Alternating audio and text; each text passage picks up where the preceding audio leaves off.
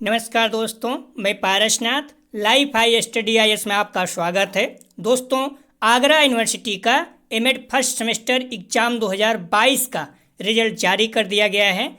आप लोग जाकर अपना रिजल्ट चेक कर सकते हैं। अभी कुछ कॉलेजों का रिजल्ट जारी हुआ है, क्योंकि रिजल्ट कॉलेज वाइज जारी हो रहा है। सभी कॉलेज का एक साथ रिजल्ट नहीं जारी हुआ है। यदि आपका रिजल्ट नहीं ओपन हो रहा है तो परेशान मत होइए, 1-2 दिन इंतज़ार कीजिए, ओपन हो जाएगा। जिन कॉलेजों की फीस यूनिवर्सिटी में नहीं जमा है या फिर प्रैक्टिकल या इंटरनल असेसमेंट के अंक नहीं भेजे गए हैं या फिर कोई और समस्या है तो उनके रिजल्ट अभी नहीं जारी हुए हैं। आइए देखते हैं कि रिजल्ट कैसे चेक करें, परसेंटेज कैसे निकालेंगे और मार्कशीट के अंक कैसे देखते हैं। लेकिन उससे पहले प्लीज़ आप लोग वीडियो को ज़्यादा से ज़्यादा शेयर कीजिए, जिससे सभी लोगों को लाभ हो सके।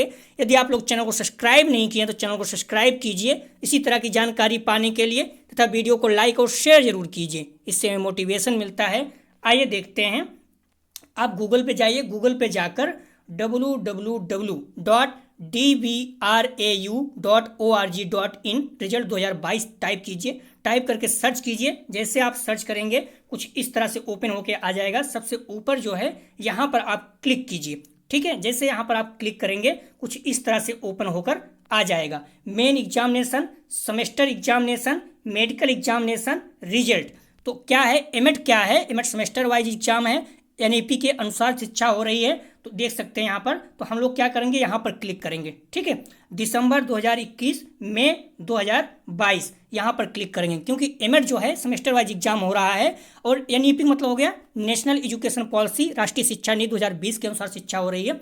तो इसलिए इसका अलग बना दिया गया है पार्ट, ठीक है। तो आप लोग दिसंबर 2021 मई 2022 यहाँ पर आप जो है क्लिक कीजिए। जैसे यहाँ पर आप क्लिक करेंगे कुछ इस तरह से ओपन होके आ जाएगा, ठीक है। आप यहाँ देख सकते हैं एमएड फर्स्ट सेमेस्टर, ठीक है। एमएड फर्स्ट सेमेस्टर 14/1/2023 अर्थात 14 जनवरी को रिजल्ट जारी कर दिया गया है। आप क्या करेंगे, यहाँ पर रोल नंबर जाकर टाइप कीजिए अपना और कैप्चा कोड, उसके बाद सबमिट कर दीजिए, आपका रिजल्ट आ जाएगा, ठीक है। इस तरह से आप देख सकते हैं, अपना रोल नंबर और कैप्चा कोड सबमिट कर देना है। आप थोड़ा सा बड़े में देख लीजिए, ठीक है। इस तरह से अपना रोल नंबर टाइप कीजिए यहाँ पर, और यहाँ पर कैप्चा कोड रहेगा जो इस तरह से यहाँ पर जो दिख रहा है कैप्चा कोड, इसको यहाँ पर लिखना है, ठीक है। और इसे सबमिट पे जो बटन है इस पर आपको क्लिक कर देना है। क्लियर हो गया। जैसे यहाँ पर आप क्लिक करेंगे आपका रिजल्ट इस तरह से ओपन होके आ जाएगा, आप देख सकते हैं, ठीक है। 400 में 327 अंक मिले हैं और पास हैं। क्लियर हो गया, देखिए पास हैं, ठीक है। तो आप देख सकते हैं RDEN मतलब आप समझ सकते हैं, आपकी मार्कशीट में एनरोलमेंट नंबर नहीं लिखा रहता है जब इस तरह से, तो आपकी मार्कशीट में RDEN लिखकर आ जाता है, ठीक है। RDEN, MW, PMW क्या होता है इसके बारे में वीडियो बना चुका हूँ, डिस्क्रिप्शन में आपको लिंक मिल जाएगा, आप जाकर देख सकते हैं। इसे कैसे हटा सकते हैं वो भी आप देख सकते हैं। जैसे मान लीजिए आप इलाहाबाद यूनिवर्सिटी से पढ़ के गए हैं आगरा यूनिवर्सिटी में, तो आपको माइग्रेशन सर्टिफिकेट देना पड़ता है, ठीक है। या आप नहीं दिए हैं, या फिर हो सकता है आप माइग्रेशन सर्टिफिकेट अपने कॉलेज में दे दिए हैं, आपके कॉलेज वाले यूनिवर्सिटी नहीं भेजे हैं, तो आपकी मार्कशीट में RDEN लिख कर आ जाएगा। क्लियर हो गया। जैसे आपकी मार्कशीट माइग्रेशन सर्टिफिकेट यूनिवर्सिटी पहुंच जाएगी, ये ठीक हो जाएगा। आप खुद जाके एक दिन में 2-3 घंटा लगता है, ठीक करा सकते हैं, फिर अपने कॉलेज वालों को बोल दीजिए वो ठीक करा देंगे, ठीक है। हम लोग देखते हैं अब पहले पेपर वाइज कितना अंक कैसे प्राप्त करना है पास होने के लिए। तो ये PD 101 है, psychology of learning and development, ये 100 अंक का था, ठीक है। 80 अंक का टर्म एग्जाम और 20 अंक का इंटरनल असेसमेंट। तो ध्यान रखना दोनों में अलग अलग, टर्म एग्जाम और इंटरनल असेसमेंट दोनों में 40% आपको अंक प्राप्त करना है पास होने के लिए। तो 80 का 40% कितना होता है, 32। कैसे, आप देख सकते हैं 80 × 40/100 कर दीजिए, ठीक है। 40% कैसे निकालते हैं, जितना रहता है उसका 40/100 कर दीजिए, एक जीरो से यहाँ काट दीजिए, एक जीरो से यहाँ काट दीजिए, 800 कितना हो जाएगा, 32, ठीक है। तो 32 आ गया।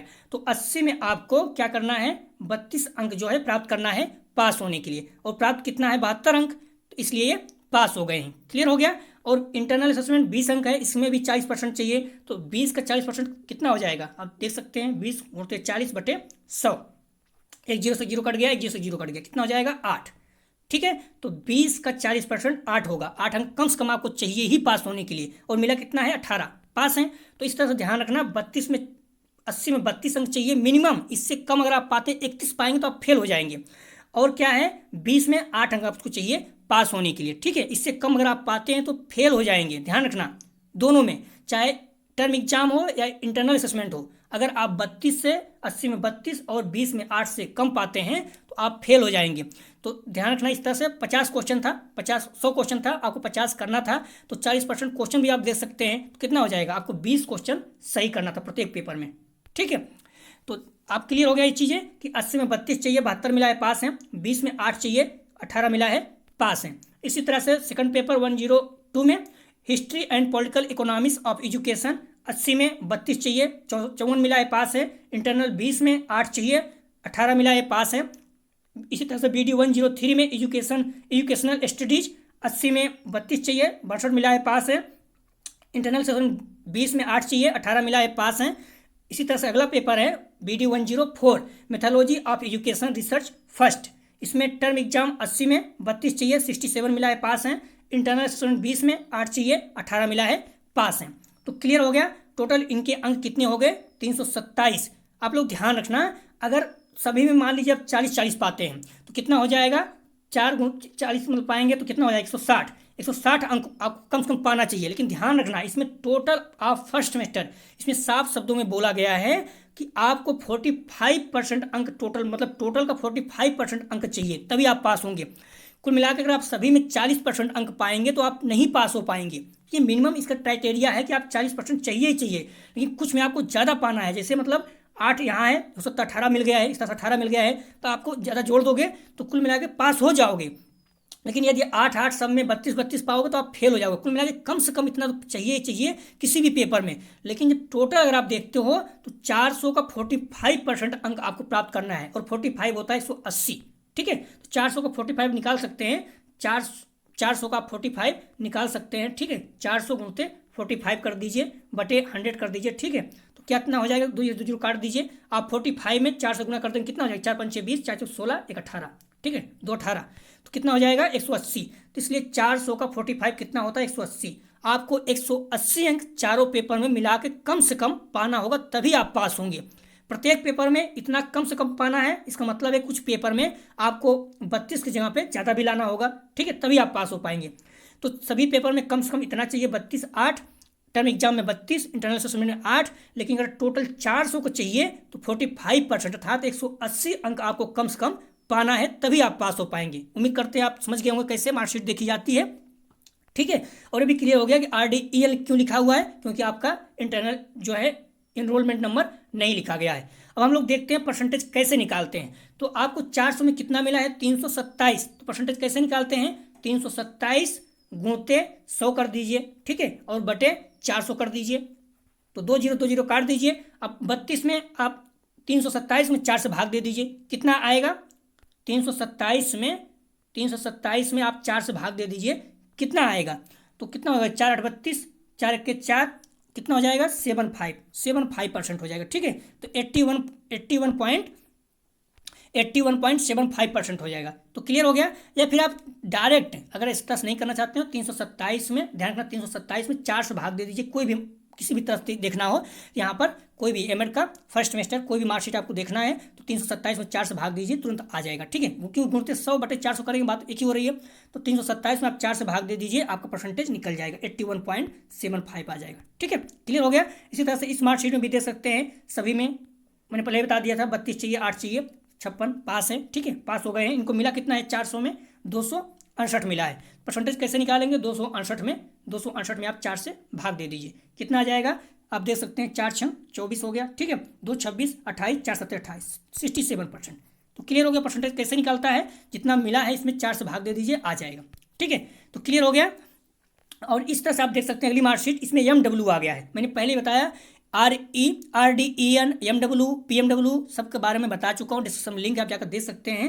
लेकिन MW क्यों आता है तो इसके बारे में ध्यान रखना। यहाँ पर MW आया है, इसका मतलब होता है, MW का मतलब होता है आपने एग्जाम दिए थे, ध्यान रखना, आपने एग्जाम दिए थे लेकिन आपके अंक यूनिवर्सिटी को नहीं मिला है तो MW लिख कर आता है। लेकिन कभी कभी क्या होता है, कई लोग पेपर नहीं देते हैं, ए भी आना चाहिए, पेपर नहीं दिए तो ऑप्शन है आप, यहाँ ए भी आना चाहिए, यहाँ MW है लेकिन MW आ जाता है, तो इसका मतलब है कॉलेज ने कुछ गलती किया है। तो आपको ठीक कराने के, अब देखिए आप क्या करेंगे, आप एग्जाम मतलब जैसे री एग्जाम एक पेपर में अगर आप आ गया है तो री एग्जाम या फिर आप री एग्जाम भर भी नहीं सकते हैं। क्यों, क्योंकि एमडब्ल्यू मतलब हो जाता है आप एग्जाम दिए और यूनिवर्सिटी को अंक नहीं मिल पाया, जब तक उनको पता नहीं चलेगा आप फेल हो पास हो कैसे आपको फॉर्म भरने दिया जाएगा। तो इसलिए यदि आप एक पेपर में छूटा है तो पहले आप इसे ठीक करिए, यूनिवर्सिटी जाकर अपने कॉलेज का अटेंडेंस सीट होती है, वहाँ अटेंडेंस सीट जिस कॉलेज में आपका सेंटर रहा होगा वहाँ से जाकर अटेंडेंस सीट अपनी लेकर यूनिवर्सिटी जाइए, वहाँ पर हेल्प डेस्क काउंटर है, वहाँ पर जाकर दे देंगे, आपको आधा घंटे में ठीक हो जाएगा। ठीक है, उसके बाद आप री एग्जाम फॉर्म वगैरह भर सकते हैं।